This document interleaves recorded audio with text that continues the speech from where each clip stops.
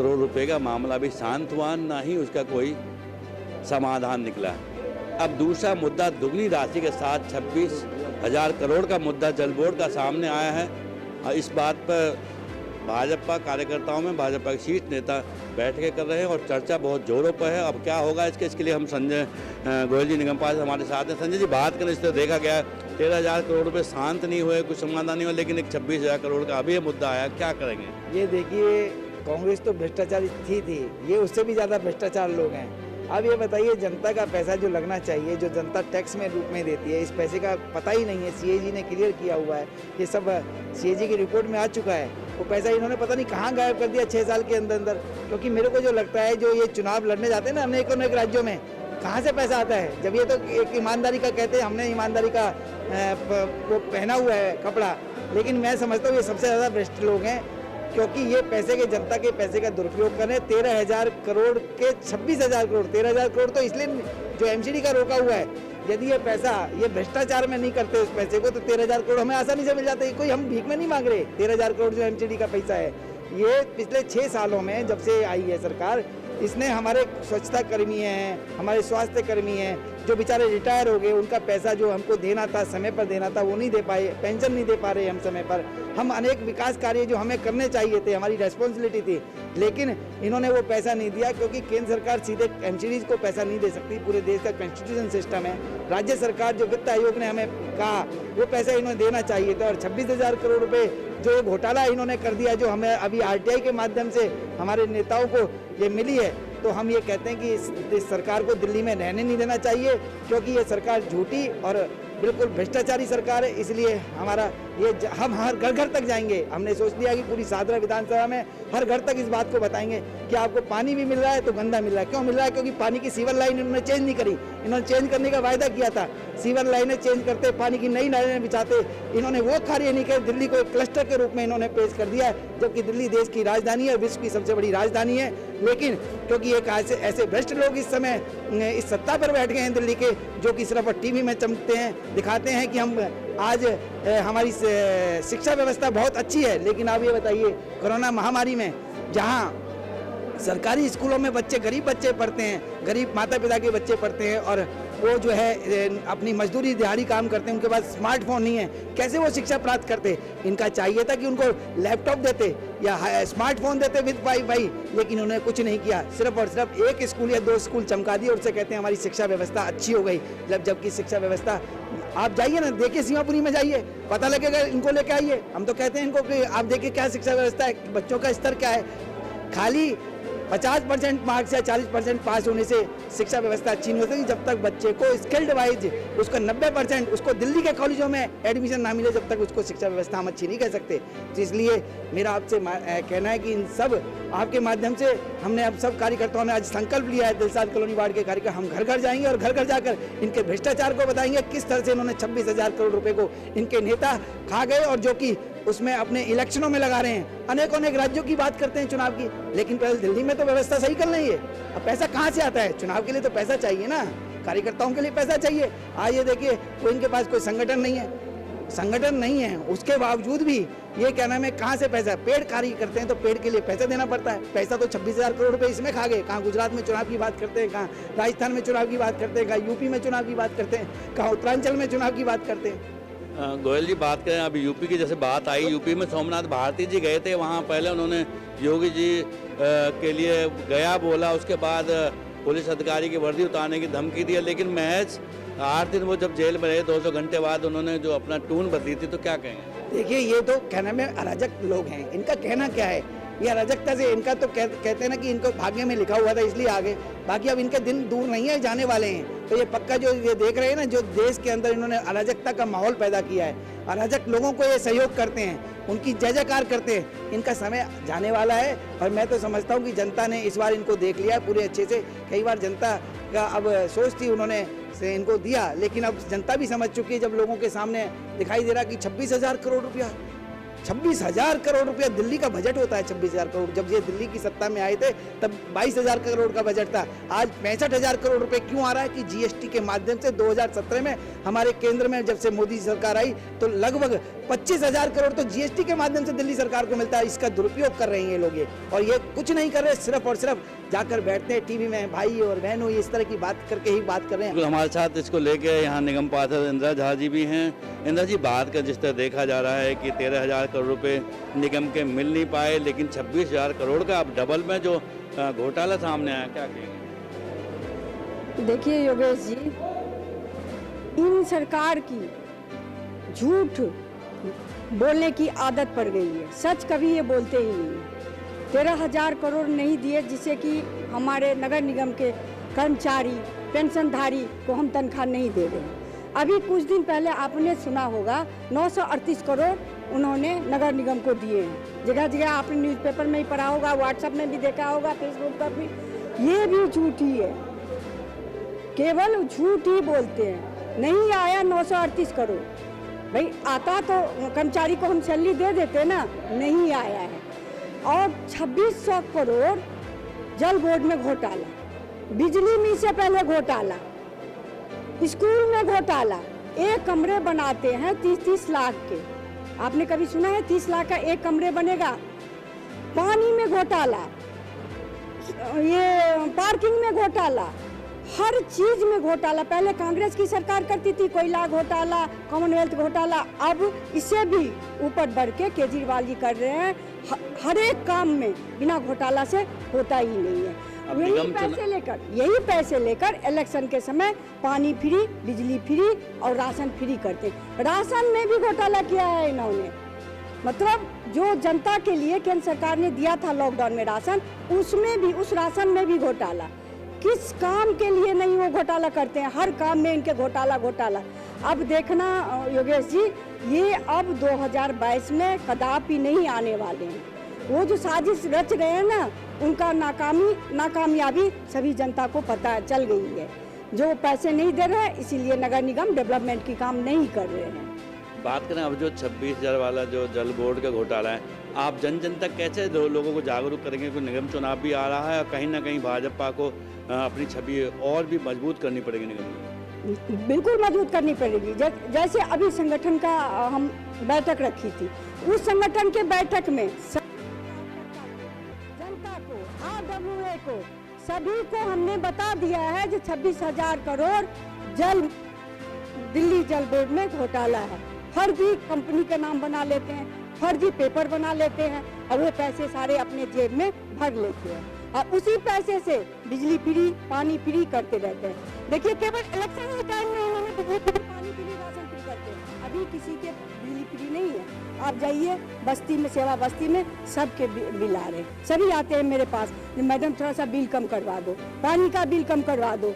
सीमापुरी में पानी का बिल आ रहा है, जे क्लस्टर, जे कॉलोनी है। तो इनका काम ही है बरगलाना। एक भी डेवलपमेंट का बताइए दिल्ली में, एक भी काम। उन्होंने कहा अस्पताल बनाएंगे, एक भी अस्पताल नया बना है? उन्होंने कहा विश्वविद्यालय बनाएंगे, न विश्वविद्यालय बने। स्कूल, एक भी स्कूल नहीं बने। जो आप देख रहे हैं, ये हमारे MP केंद्रीय विद्यालय बना रहे हैं। दिल्ली सरकार एक भी डेवलपमेंट का काम नहीं कर रहे हैं, अन्य फंड दे रहे हैं जो हम लोग करें। नाली देखिए टूटी पड़ी है, सड़क देखिए टूटे पड़े हैं, कुछ डेवलपमेंट का काम नहीं होता। पार्क देखिए, हमारे पास इतने हैं, 30 एकड़ में पार्क है, क्योंकि वो फंड नहीं दे रहे हैं, इसलिए हम माली नहीं रख रहे हैं। माली नहीं रख रहे, रखरखाव कैसे होगा? फुटपाथ टूटा हुआ पड़ा है। कुछ का मतलब डेवलपमेंट के नाम से न खुद कर रहे हैं, न निगम को करने दे रहे हैं, क्योंकि फंड ही नहीं दे रहे हैं। हमारे पेंशनधारी बुजुर्ग सब परेशान हो रहे हैं, 3-3 महीना, 4-4 महीने का उनका पेंशन नहीं आ रहा। दवाई के लिए इनके पास पैसे नहीं। अब कह रहे हैं जो राशन की दुकान से राशन भी मिलना बंद हो गया। 3-3, 4-4 महीने की कौन देगा? आज देखिए स्कूल, हमारा MCD के नगर निगम इतना बढ़िया स्कूल है, लेकिन टीचर सबके 3 महीने से 4 महीने से पैसे सैलरी नहीं आ रही है। बिना सैलरी के हमारे निगम के कर्मचारी, अधिकारी सब काम कर रहे हैं निरंतर। आज देखिए, जो सीमापुरी कोई आना नहीं चाहता था, सीमापुरी नाम सुन के ही सब डर जाते थे। ये बिल्कुल गंद में क्लस्टर की तरह है, इतनी कूड़ा है। आप पूछिए भाई से, बिल्कुल कूड़ा मुक्त हमारा सीमापुरी हो गया। दिलशाद कॉलोनी दिलशाद गार्डन की बात तो है ही, लेकिन सीमापुरी भी पूरा मुफ्त मैंने करवा दिया। 8 गाड़ी सुबह और 4 गाड़ी रात 8 बजे से लेकर 4 बजे रात तक घूमती है। जहाँ कहीं कूड़ा दिखता है, चाहे नाली का कूड़ा हो, सब्जी का कूड़ा हो, बिल्कुल उठा लेता है। सर विजय शंकर झा जी भी हैं जो पूर्वांचल के पूर्व जिला अध्यक्ष रहे हैं। बात करते हैं झा साहब, बात करें जिस तरह देखा जा रहा है, क्या मानते हैं उधर निगम चुनाव सामने है, उधर निगम की स्थिति जो दिल्ली सरकारें फंड ना मिलने की वजह से हो रही है, इसमें कितना संघर्ष करने की ज़रूरत है?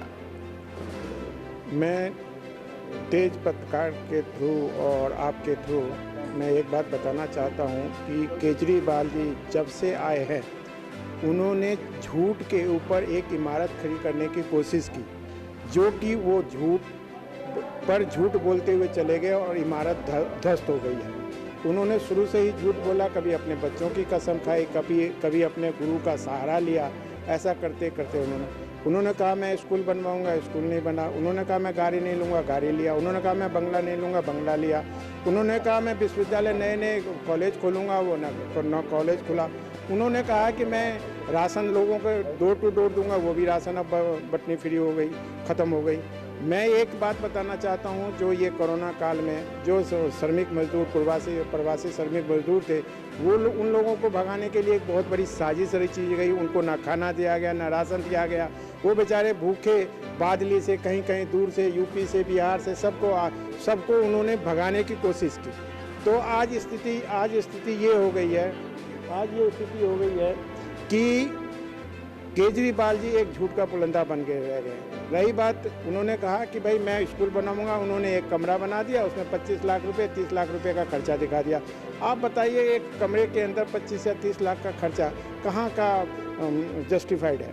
दूसरी चीज़ ये है, उन्होंने 26,000 करोड़ रुपए के बारे में आज तक उन्होंने किसी को नहीं बताया कि उन्होंने जल बोर्ड को जो पैसा दिया था, वो पैसा धीरे धीरे जो उन्होंने किसी और तरफ अपने विज्ञापनों की ओर ले गए। दूसरे प्रदेशों में चुनाव लड़ने के लिए उन्होंने खर्चा कर रहे हैं और झूठे बिल बना करके उसको पास करने की कोशिश कर रहे हैं, जो कि RTI के थ्रू ये डिक्लेयर हो चुका है।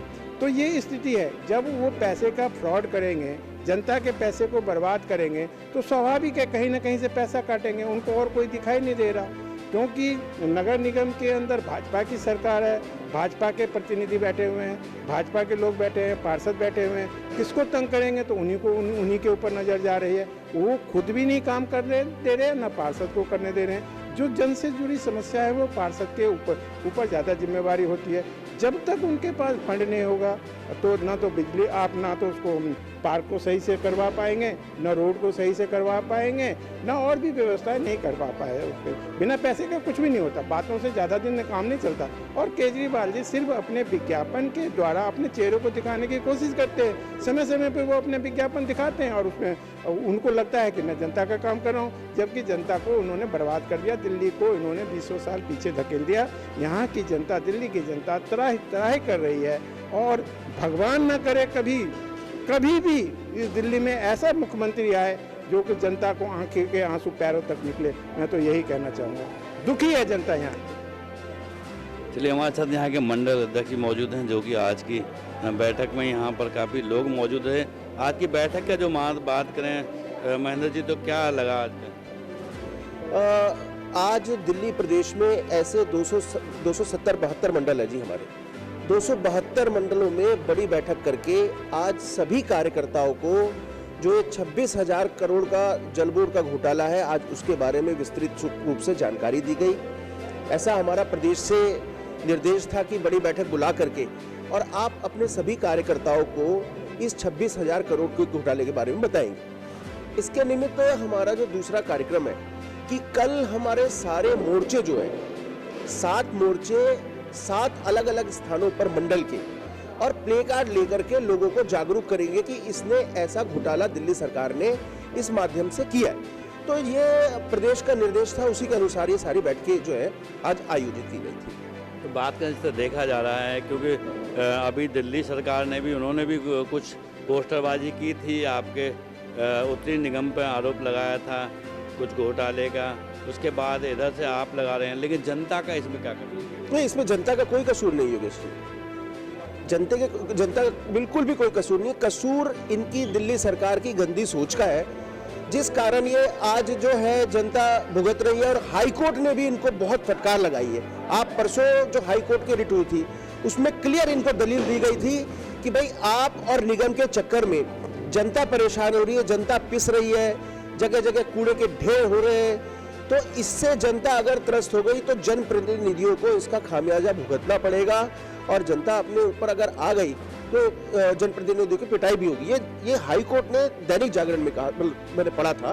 तो ये गंदी राजनीति ना करके जिस प्रकार से केंद्र सरकार बिना कुछ कहे हुए सभी सरकारों को, चाहे वो कांग्रेस की सरकार हो, चाहे वो आम आदमी की सरकार हो, चाहे किसी भी पार्टी की सरकार हो, जब उनका शेयर केंद्र सरकार अभी पीछे जैसे दिल्ली गवर्नमेंट का 38,000 करोड़ था तो उसको बढ़ा करके 40% करके 40,000 करोड़ रुपए दिया और उसके बाद जीएसटी कलेक्शन लगभग 65,000 करोड़ दिल्ली सरकार का। जब केंद्र सरकार बिना किसी भेदभाव के राज्य सरकारों को उनका पैसा देती है तो राज्य सरकारों को भी उनका पैसा निगमों को जैसे हर राज्य में दिया जाता है वैसे दिया जाना चाहिए। परंतु गंदी राजनीति के कारण, ओछी राजनीति के कारण केजरीवाल साहब ये कर रहे हैं। उनका सीधा सीधा मानना यह है कि भाई अगर मैं निगमों को बदनाम करूंगा तो आने वाले चुनाव में निगम जो है वो मेरे पास आ जाएगी। परंतु जनता बहुत अच्छी तरीके से एक एक विषय को जानती है। जनता सब जानती है कि 13,000 करोड़ जब तुम पैसा ही नहीं दोगे तो काम कहां से होगा। सैलरी 4-4 महीने की निगम के कर्मियों को नहीं है, डॉक्टर्स को नहीं है, हमारे टीचर्स को नहीं, वो क्यों काम करेंगे। और वो सब जानते हैं कि ये गंदी राजनीति के कारण आप जो है वो पैसा रिलीज नहीं कर रहे हो। ऐसा हमारे भारत के संविधान में धारा 126 ए एक्ट के थ्रू कहा गया है। परंतु जब जिसको कुछ कहना नहीं है, जिसको कोर्ट का डर नहीं है, जिसको किसी का भय नहीं है, वो कुछ भी कर सकता है। परंतु जनता जानती है और आने वाले समय में इनको भरपूर जवाब देगी।